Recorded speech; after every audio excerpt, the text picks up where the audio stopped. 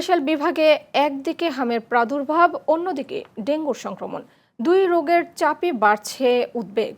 সবচেয়ে বেশি চাপ পড়েছে বরিশাল শেরেবাংলা মেডিকেল কলেজ হাসপাতালের শিশু ওয়ার্ডে। রোগের সংখ্যা বেড়ে যাওয়ায় অনেক ক্ষেত্রে বেডের পাশাপাশি মেঝেতেও চিকিৎসা সেবা দিতে হচ্ছে। স্বাস্থ্য বিভাগের সর্বশেষ তথ্য অনুযায়ী চলতি বছরে বরিশাল বিভাগে হামের উপসর্গ নিয়ে আক্রান্তের সংখ্যা 12,000 ছাড়িয়েছে। এ পর্যন্ত 51 জন শিশুর মৃত্যু হয়েছে। এই সময়ে বর্ষা মৌসুমে ডেঙ্গুর সংক্রমণও ঊর্ধ্বমুখী। স্বাস্থ্য অধিদপ্তরের তথ্য বলছে, গত 24 ঘন্টায় বরিশাল বিভাগে নতুন করে 63 জন ডেঙ্গু রোগী হাসপাতালে ভর্তি হয়েছেন। তবে পরিস্থিতি মোকাবেলায় হাম প্রতিরোধে টিকাদান কার্যক্রম, রোগ শনাক্তকরণ এবং ডেঙ্গু নিয়ন্ত্রণে নজরদারি ও প্রয়োজনীয় ব্যবস্থা অব্যাহত রয়েছে বলে জানিয়েছে সংশ্লিষ্ট কর্তৃপক্ষ। দেশের সব বেসরকারি ক্লিনিকে চলতি জুলাই মাসের মধ্যেই ডেলিভারি রুম স্থাপনের নির্দেশ দিয়েছেন স্বাস্থ্যমন্ত্রী সরদার মোহাম্মদ সাখাওয়াত হোসেন। তিনি স্পষ্টভাবে বলেছেন, নির্ধারিত সময়ের মধ্যে এই নির্দেশনা বাস্তবায়ন না করলে সংশ্লিষ্ট ক্লিনিকের লাইসেন্স বাতিল করা হবে। সোমবার রাজধানীর বিজয়নগরে বাংলাদেশ মিডওয়াইফারি সোসাইটির আয়োজিত এক অনুষ্ঠানে তিনি এই ঘোষণা দেন। এ সময় স্বাস্থ্যমন্ত্রী জানান, গত 2 মাস ধরে উপজেলা পর্যায়ে ডেঙ্গু নিয়ন্ত্রণে পরিচ্ছন্নতা অভিযান ও লার্ভা ধ্বংসের কার্যক্রম চলছে এবং আগামী 7 দিনের মধ্যে প্রয়োজনীয় লার্ভানাশক ট্যাবলেট সরবরাহ করা হবে। তিনি বলেন, হাসপাতালে পর্যাপ্ত শয্যা ও মোবাইল স্বাস্থ্যসেবার ব্যবস্থা রয়েছে। স্যালাইনের আগের সংকটও এখন কেটে গেছে। রোগীর জ্বর কমে গেলেও চিকিৎসক সম্পূর্ণ সন্তুষ্ট না হওয়া পর্যন্ত কাউকেই হাসপাতাল থেকে ছাড় দেওয়া হবে না বলেও জানান তিনি। যেটা মাননীয় প্রধানমন্ত্রী পাবলিক হেলথ কেয়ার, সকলের স্বাস্থ্যসেবা প্রদান করা, কাউকে বিনা চিকিৎসা মরতে না দেওয়া, এই যে কনসেপ্ট, এটাকে বাস্তবায়িত করার লক্ষ্যেই 1 লক্ষ স্বাস্থ্যকর্মী নিয়োগের ঘোষণা দিয়েছেন, যার মধ্যে 80,000 মেয়ে, যার মধ্যে ম্যাক্সিমাম হবে মিডওয়াইফের। টানা ভারী বর্ষণে কক্সবাজারের পৃথক 3টি পাহাড় ধসের ঘটনায় নারী ও শিশুসহ 9 জনের মৃত্যু হয়েছে। সবচেয়ে বেশি ক্ষয়ক্ষতি হয়েছে উখিয়ার রোহিঙ্গা ক্যাম্পে। গভীর রাতে বালুখালী 11 নম্বর রোহিঙ্গা ক্যাম্পের একটি ব্লকে পাহাড় ধসে 2 নারী ও 2 শিশুর মৃত্যু হয়। এর আগে পালংখালী ইউনিয়নের 15 নম্বর জামতলী ক্যাম্পে পাহাড় ধসে একই পরিবারের 3 জন নিহত হন। কুতুপালং ক্যাম্পেও পাহাড়ি ঢলে আসা মাটি চাপায় এক রোহিঙ্গা শিশুর মৃত্যু হয়েছে। এছাড়া কক্সবাজার শহরের লাইট হাউস এলাকাতেও পাহাড় ধসে এক ব্যক্তির মৃত্যু হয়েছে। ফায়ার সার্ভিস জানিয়েছে, দিনভর টানা বৃষ্টির পর রাতেও ভারী বর্ষণ অব্যাহত থাকায় পাহাড়ের মাটি ধসে কয়েকটি বসত ঘরে চাপা পড়ে। খবর পেয়ে উদ্ধার অভিযান শুরু করে ফায়ার সার্ভিস। স্থানীয়দের সহযোগিতায় মরদেহ উদ্ধার করা হয় এবং আহত একজনকে চিকিৎসা দেওয়া হচ্ছে। পরিস্থিতি বিবেচনায় পাহাড়ের পাদদেশে বসবাসকারীদের দ্রুত নিরাপদ স্থানে সরে যেতে মাইকিংয়ের মাধ্যমে সতর্ক করা হচ্ছে বলে জানিয়েছে ফায়ার সার্ভিস। প্রশাসনের আশঙ্কা, ভারী বৃষ্টিপাত অব্যাহত থাকলে আরও পাহাড় ধসের ঝুঁকি তৈরি হতে পারে।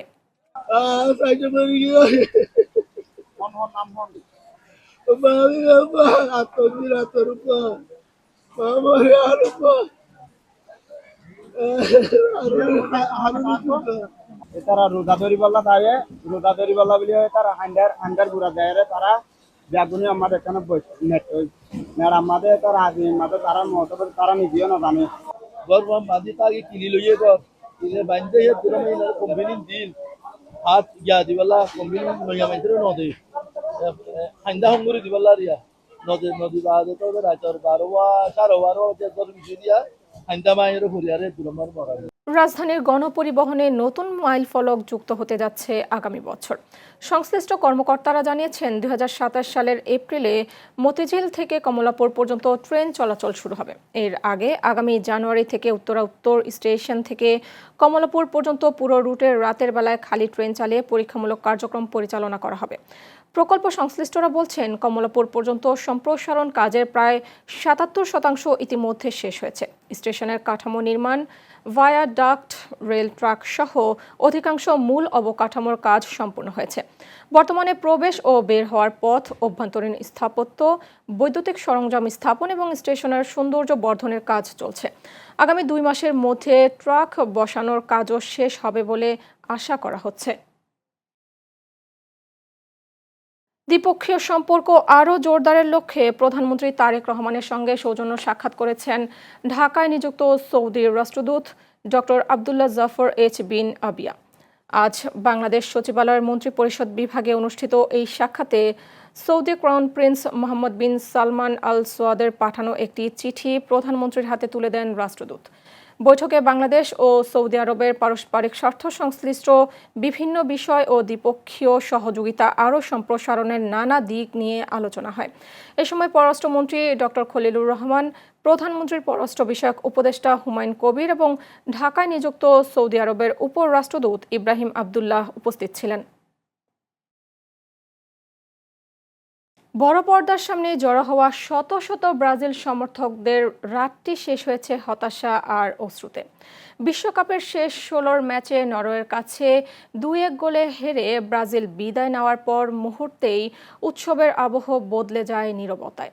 ম্যাচের শুরু থেকে ব্রাজিলের জার্সি, পতাকা আর স্লোগানে মুখর ছিল ঢাকা বিশ্ববিদ্যালয়ের টিএসসি সহ দেশের বিভিন্ন স্থানে বড় পর্দায় আয়োজন করা প্রাঙ্গণগুলো। প্রতিটি আক্রমণে উল্লাসে ফেটে পড়ছিল সমর্থকরা। তবে একের পর এক সুযোগ হাতছাড়া এবং নরওয়ের গোলের পর বাড়তে থাকে উদ্বেগ। শেষ বাঁশি বাজতেই অনেককেই মাথায় হাত দিয়ে দাঁড়িয়ে থাকতে, আবার অনেককেই চোখের জল মুছতে দেখা যায়। কেউ হতাশ হয়ে মাটিতে বসে পড়েন, কেউ নীরবে প্রিয় দলের বিদায় মেনে নেন। সমর্থকদের অনেকেই মনে করেন ম্যাচের শুরুতে পাওয়া পেনাল্টি কাজে লাগাতে না পারায় ব্রাজিলের জন্য বড় ধাক্কা হয়ে দাঁড়ায়। বর্তমানে আমি কিছু বলার মুডেই নাই।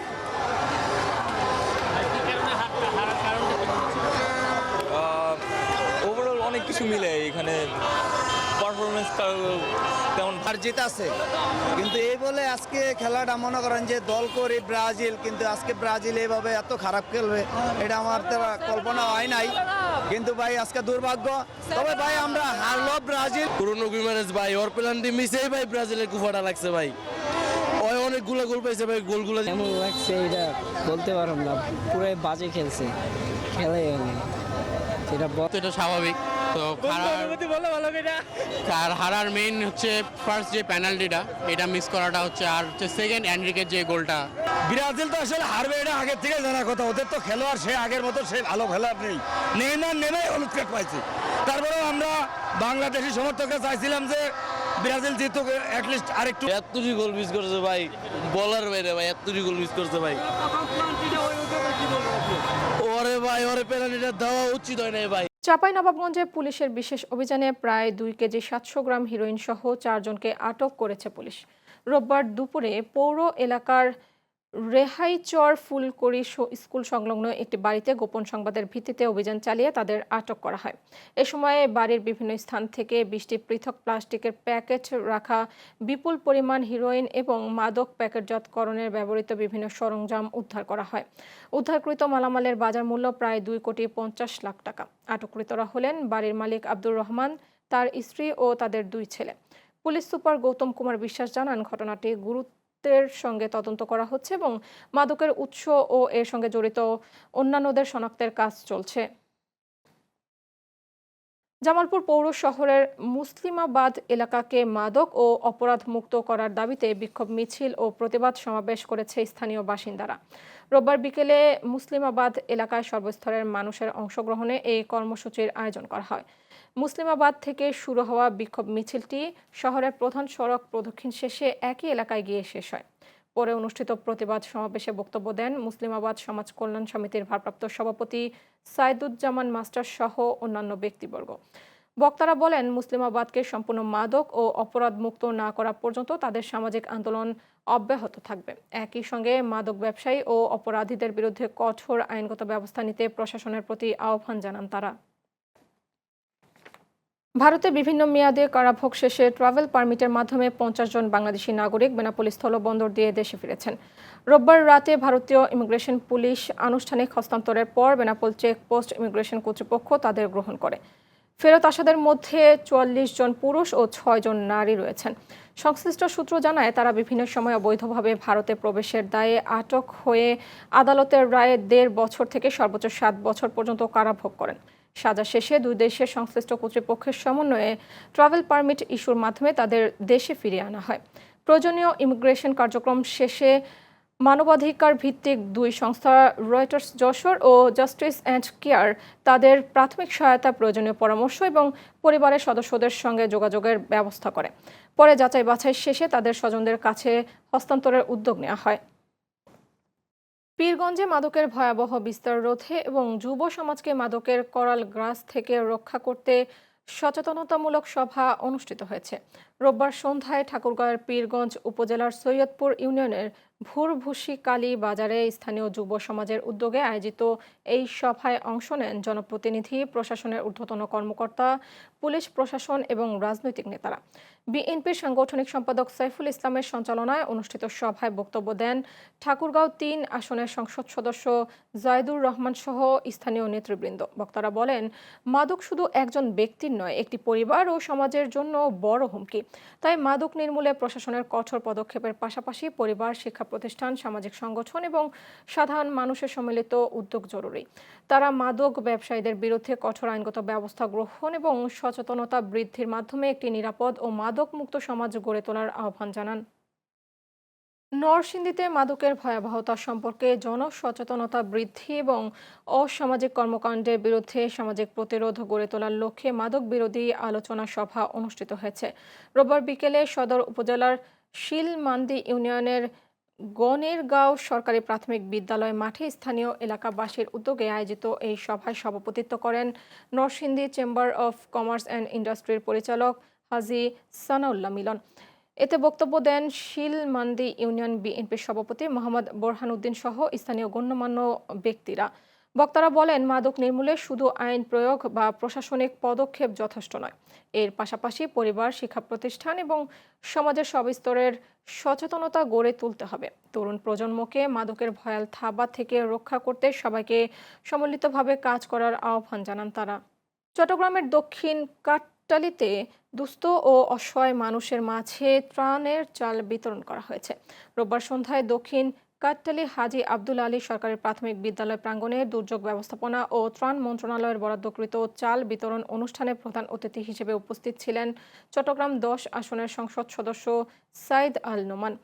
এ সময় তিনি বলেন, বর্তমান সরকার দায়িত্ব গ্রহণের পর অল্প সময়ের মধ্যেই জনকল্যাণে বিভিন্ন মানবিক উদ্যোগ বাস্তবায়ন শুরু করেছে।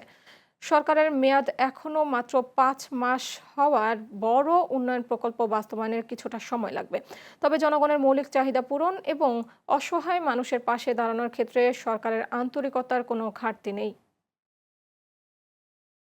তানজিমুল উম্মাহ ইন্টারন্যাশনাল তাহফিজ স্কুলের উদ্যোগে নাজেরা গ্র্যাজুয়েশন এবং 2026-27 শিক্ষাবর্ষের পুরস্কার বিতরণী অনুষ্ঠান অনুষ্ঠিত হয়েছে। ঢাকার উত্তরার 17 নম্বর সেক্টরে বিজিএমই এর অডিটোরিয়ামে আয়োজিত অনুষ্ঠানে নাজেরা গ্র্যাজুয়েশন সম্পূর্ণ করা এবং বিভিন্ন ক্ষেত্রে কৃতিত্ব অর্জনকারী শিক্ষার্থীদের সম্মাননা ও পুরস্কার প্রদান করা হয়। তানজিমুল উম্মার চেয়ারম্যান হাবিবুল্লাহ ইকবালের সভাপতিত্বে অনুষ্ঠানে বিশেষ অতিথি হিসেবে বক্তব্য দেন সংসদ সদস্য মার্জিয়া বেগম। তিনি আধুনিক শিক্ষা, বিজ্ঞান, তথ্য প্রযুক্তি ও ইসলামী শিক্ষার সমন্বয়ে যুগোপযোগী শিক্ষা ব্যবস্থা গড়ে তুলতে সরকারের সহযোগিতা কামনা করেন। অনুষ্ঠানে আরও উপস্থিত ছিলেন কানাডার জাস্টিস স্টাডিজ ইউনিভার্সিটির associate professor doctor Asadullah, professor doctor Mansur ইলাহি, বিশিষ্ট শিক্ষাবিদ ও অতিথিরা। চট্টগ্রামের শহীদ প্রেসিডেন্ট জিয়াউর রহমানের 45তম শাহাদাত বার্ষিকী উপলক্ষে আয়োজিত শহীদ জিয়া স্মৃতি গোল্ড কাপ ফুটবল টুর্নামেন্ট এর ফাইনাল ও পুরস্কার বিতরণী অনুষ্ঠিত হয়েছে। রোববার বিকেলে চট্টগ্রাম দেশ রক্ষা তারেক মঞ্চের উদ্যোগে আয়োজিত অনুষ্ঠানে প্রধান অতিথির বক্তব্যে চট্টগ্রাম সিটি কর্পোরেশনের মেয়র ডাক্তার শাহাদাত হোসেন বলেন, শহীদ প্রেসিডেন্ট জিয়াউর রহমান ছিলেন বহুদলীয় গণতন্ত্রের প্রবক্তা এবং আধুনিক বাংলাদেশের দূরদর্শী নির্মাতা। মেয়র আরও বলেন, খেলাধুলা তরুণদের শৃঙ্খলা, নেতৃত্ব ও দলগত চেতনায় উদ্বুদ্ধ করে এবং মাদক, অলসতা ও অপসংস্কৃতি থেকে দূরে রাখতে গুরুত্বপূর্ণ ভূমিকা রাখে। তিনি জুলাই গণ অভ্যুত্থানে শহীদ ওয়াসিম আকরামের আত্মত্যাগের কথা স্মরণ করে তরুণদের সাহস, দেশপ্রেম ও ইতিবাচক কর্মকাণ্ডে এগিয়ে আসার আহ্বান জানান। টুর্নামেন্টের রুদ্ধশ্বাস ফাইনালে প্রবাসী কিংস চট্টগ্রাম ও শহীদ ওয়াসিম আকরাম একাদশ নির্ধারিত সময়ে 2-2 গোলে সমতায় থাকলেও ম্যাচ গড়ায় টাইব্রেকারে। সেখানে জয় তুলে নিয়ে চ্যাম্পিয়ন হওয়ার গৌরব অর্জন করে প্রবাসী কিংস চট্টগ্রাম।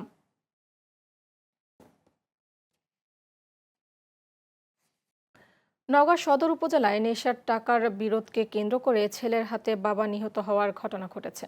আজ উপজেলার বনানীপাড়া এলাকায় এই ঘটনা ঘটে। নিহত মাহতাব রানীনগর উপজেলার বাসিন্দা হলেও নওগাঁ শহরে ছেলেকে নিয়ে ভাড়া বাসায় বসবাস করতেন। স্থানীয়দের ভাষ্য, নেশার জন্য টাকা চাওয়াকে কেন্দ্র করে ছেলে সুমন হোসেন সবুজের সঙ্গে তার বাবার বাগ বিতণ্ডা শুরু হয়। এক পর্যায়ে ক্ষিপ্ত হয়ে সবুজ ইট দিয়ে মাহতাবের মাথা ও বুকে আঘাত করলে ঘটনাস্থলেই তার মৃত্যু হয়। ঘটনার পর অভিযুক্ত ছেলে পালিয়ে যায়। নওগাঁ সদর মডেল থানার ভারপ্রাপ্ত কর্মকর্তা মোহাম্মদ আসাদুজ্জামান জানান, মরদেহ উদ্ধার করে ময়নাতদন্তের জন্য পাঠানো হয়েছে এবং পলাতক অভিযুক্তকে গ্রেফতারে পুলিশের অভিযান অব্যাহত রয়েছে। দেশের বিভিন্ন অঞ্চলে বৈরী আবহাওয়ার প্রভাবে ঝড়ো হাওয়া, ভারী বৃষ্টি এবং বন্যার ঝুঁকি বেড়েছে। আজ দেশের উপকূলীয় অঞ্চল সহ বিভিন্ন জেলায় দমকা ও ঝড়ো হাওয়ার পূর্বাভাস দিয়েছে আবহাওয়া অফিস। সেই সাথে সংশ্লিষ্ট নদী বন্দরগুলোতে জারি করা হয়েছে নৌ হুঁশিয়ারি সংকেত।